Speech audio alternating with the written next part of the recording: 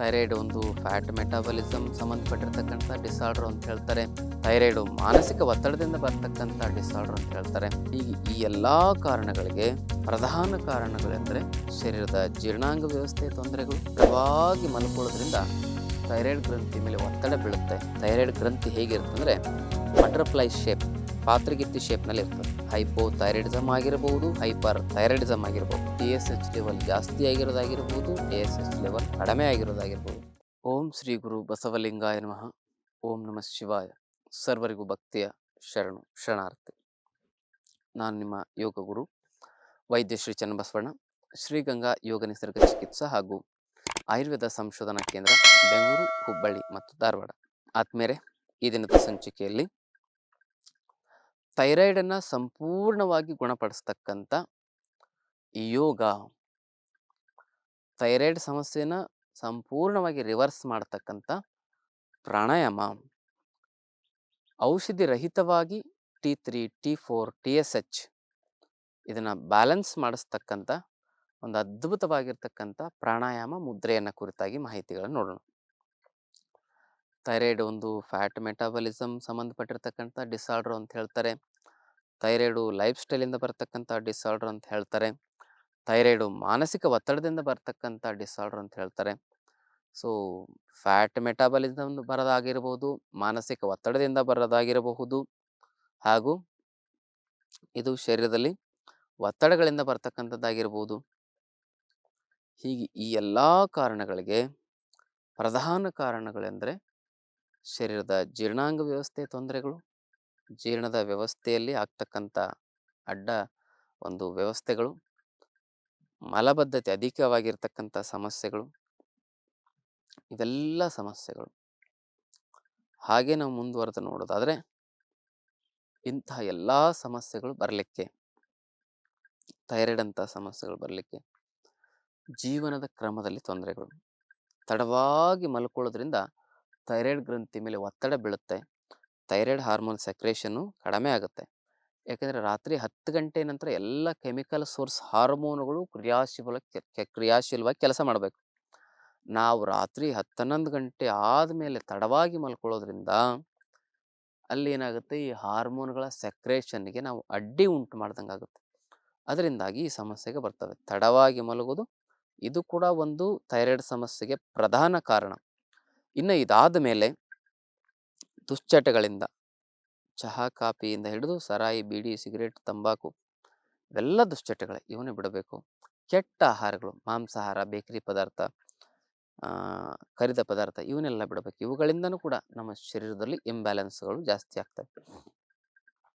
ದುಷ್ಟಾಹಾರ, ಕೆಟ್ಟ ಆಹಾರ, ದುಶ್ಚಟಗಳು, ಜೀವನದ ಕ್ರಮ ಇವೆಲ್ಲ ಸರಿಪಡಿಸ್ಕೊಂಡ ಮೇಲೆ ಒಂದು ಪ್ರಾಣಾಯಾಮ, ಇದಕ್ಕೆ ಉಜ್ಜಾಯಿ ಅಂತ ಕರೀತಾರೆ. ಇದನ್ನು ಶಂಖ ಮುದ್ರೆಯಲ್ಲಿ ಮಾಡೋದು. ಕೈಯ ಬಲಗೈ ಹೆಬ್ಬೆರಳನ್ನು ಎಡಗೈನಲ್ಲಿ ಈ ರೀತಿಯಾಗಿ ನೀವು ಹಿಡ್ಕೊಳ್ಬೇಕು. ಎಡಗೈಯಿಂದ ಬಲಗೈಯನ್ನು ಈ ರೀತಿಯಾಗಿ ನೀವು ಏನು ಮಾಡಬೇಕಂದ್ರೆ ಎಡಗೈ ಹೆಬ್ಬೆರಳಿಗೆ ಸ್ಪರ್ಶ ಮಾಡಬೇಕು. ಎದೆ ಭಾಗಕ್ಕೆ ಇದನ್ನ ಇಟ್ಕೊಳ್ಳಿ. ಶಬ್ದ ಮಾಡ್ತಾ ಉಸಿರು ತೆಗೆದುಕೊಳ್ಳಿ. ಹಿಂಗೆ ಉಸಿರು ತೆಗೆದುಕೊಂಡು ಉಸಿರು ಒಳಗಡೆ ಇಟ್ಕೊಳ್ಳಿ. ಗದ್ದವನ್ನು ಎದೆಗೆ ತಾಗಿಸಿ ಉಸಿರು ಒಳಗಡೆ ಹೋಲ್ಡ್ ಆಗಿರಲಿ. ಒಂದು 10 ಸೆಕೆಂಡ್ 20 ಸೆಕೆಂಡ್ ಆದಮೇಲೆ ಉಸಿರನ್ನ ಎಡಗಡೆ ಬಿಡಿ. ಇನ್ನೊಂದು ಬಾರಿ.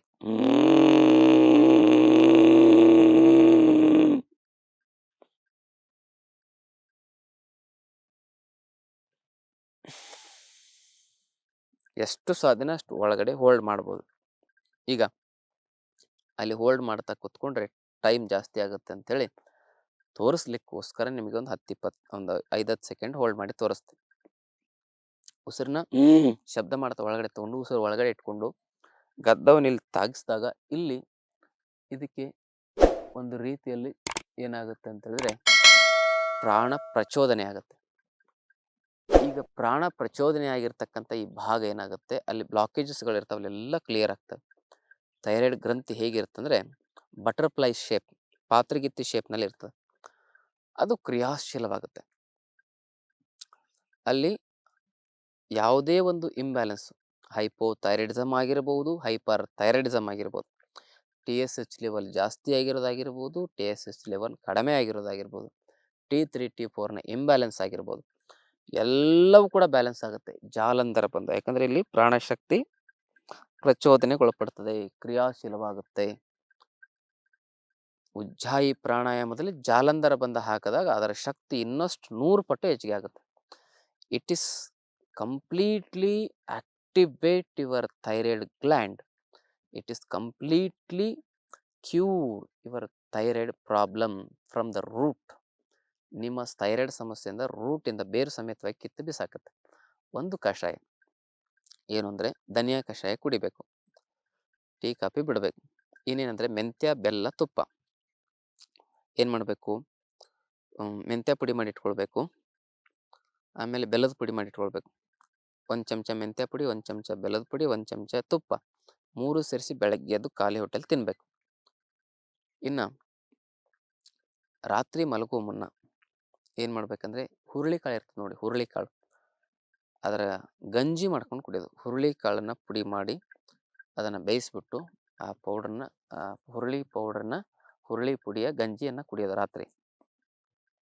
ಬೆಳಗ್ಗೆ ಖಾಲಿ ಹೊಟ್ಟೆಲಿ ಎದ್ದ ತಕ್ಷಣ ಏನು ಮಾಡ್ಬೇಕಂದ್ರೆ 6 ಗಂಟೆಗೆ ಈ ಮೆಂತ್ಯ, ಬೆಲ್ಲ ಮತ್ತು ತುಪ್ಪನ ಆಹಾರಕ್ಕಿಂತ 15-20 ನಿಮಿಷ, ಅರ್ಧ ತಾಸು ಮೊದಲು ಸೇವನೆ ಮಾಡೋದು. ಬೆಳಗ್ಗೆ ಎದ್ದ ತಕ್ಷಣವೇ 10 ml ನಷ್ಟು ಒಳ್ಳೆಯ ಪ್ಯೂರ್ ಕೋಲ್ಡ್ ಪ್ರೆಸ್ ಕೊಬ್ಬರಿ ಎಣ್ಣೆನ ಕುಡಿಬೇಕು. ಇದರ ಜೊತೆ ಬಿಸಿನೀರು ಕುಡೀರಿ. ಇಷ್ಟು ಮಾಡಿ ನಾನು ಹೇಳಿರ್ತಕ್ಕಂಥ ಈ ಪ್ರಾಣಾಯಾಮ ಮಾಡಿ ಥೈರಾಯ್ಡ್ ನಿರ್ನಾಮ ಆಗ್ತದೆ. ಈ ಥೈರಾಯ್ಡಿಂದನೇ ಬಹಳ ಸಮಸ್ಯೆಗಳು, ಹೃದಯದ ಸಮಸ್ಯೆ, ಕಿಡ್ನಿ ಸಮಸ್ಯೆ, ಮೆದುಳಿಗೆ ತೊಂದರೆಗಳು. ಇದರ ಮಾತ್ರೆಗಳನ್ನು ತೆಗೆದುಕೊಳ್ಳೋದ್ರಿಂದ ಮಾರಣಾಂತಿಕವಾಗಿರ್ತಕ್ಕಂಥ ಸೈಡ್ ಎಫೆಕ್ಟ್ಗಳು ಕಿಡ್ನಿ ಮೇಲೆ, ಲಿವರ್ ಮೇಲೆ, ಬ್ರೈನ್ ಮೇಲೆ, ಹಾರ್ಟ್ ಮೇಲೆ.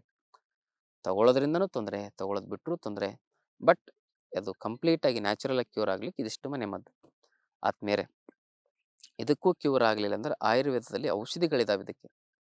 ಆಯುರ್ವೇದದಲ್ಲಿ ಪಂಚಕರ್ಮ ಚಿಕಿತ್ಸೆ ಇದೆ. ಅದನ್ನು ಮಾಡೋದ್ರಿಂದ thyroid it is A curable disorder. ಅದನ್ನು ನೀವು ಸರಿಪಡಿಸ್ಕೊಳ್ಬೋದು. ಜೀವನ ಪರ್ಯಂತ ಇದಕ್ಕೆ ಔಷಧಿ ತಗೊಳ್ಳೋ ಅವಶ್ಯಕತೆ ಇಲ್ಲ ಅಂತಕ್ಕಂಥ ಮಾಹಿತಿಯನ್ನು ಹೇಳ್ತಾ, ಈ ಮಾಹಿತಿ ಇಷ್ಟ ಆದರೆ ಎಲ್ಲರಿಗೂ ಶೇರ್ ಮಾಡಿ. 100 ಜನರಿಗೆ ಒಳ್ಳೆಯದಾಗುತ್ತೆ. ಯಾಕಂದರೆ ಥೈರಾಯ್ಡಿಂದನೇ ಹೆಣ್ಮಕ್ಳಿಗೆ ಬಹಳ ತೊಂದರೆ ಆಗಿ ಮಕ್ಕಳಾಗದೇ ಇರತಕ್ಕಂಥ ಸಮಸ್ಯೆ ಆಗ್ತಾ ಇದೆ. ಗರ್ಭಕೋಶದಲ್ಲಿ ಗಡ್ಡೆಗಳಾಗಿದ್ದರಿಂದನೇ ಗರ್ಭಕೋಶದ ಕ್ಯಾನ್ಸರ್ ಆಗ್ತಾ ಇದೆ, ಗಂಟ್ಲು ಕ್ಯಾನ್ಸರ್ ಆಗ್ತಾ ಇದೆ, ಗಾಯ್ಟರ್ ಆಗ್ತಾ ಇದೆ. ಈ ಥೈರಾಯ್ಡ್ ಸಣ್ಣದಾಗಿ ಶುರುವಾಗಿ ದೊಡ್ಡ ಮಾರಣಾಂತಿಕ ರೋಗಗಳಿಗೆ ಕಾರಣ ಆಗ್ತದೆ. ಅಂತಹ ಲಕ್ಷಾಂತರ ಜನರ, ಸಾವಿರಾರು ಜನರ ಪ್ರಾಣ ಉಳಿಸಿರುವ ಪುಣ್ಯ ನಿಮಗೆ ಸಿಗಬೇಕು ಅಂದರೆ ತಾವು ದಯವಿಟ್ಟು ಎಲ್ಲರಿಗೂ ಶೇರ್ ಮಾಡಿ. ಗುಣವಾಗದ ಯಾವುದೇ ಆರೋಗ್ಯದ ಸಮಸ್ಯೆಗಳಿದ್ದರೂ ಕೂಡ ಯೋಗ ಆಯುರ್ವೇದದಲ್ಲಿ ಪರಿಹಾರ ಇದೆ. ಕಂಡುಕೊಳ್ಳೋ ಪ್ರಯತ್ನವನ್ನು ಮಾಡಿದರೆ 100 ವರ್ಷ ಆರೋಗ್ಯವಾಗಿ ಬದುಕಬಹುದು. ತಮ್ಮೆಲ್ಲರಿಗೂ ಭಕ್ತಿಯ ಶರಣಾರ್ಥಿ.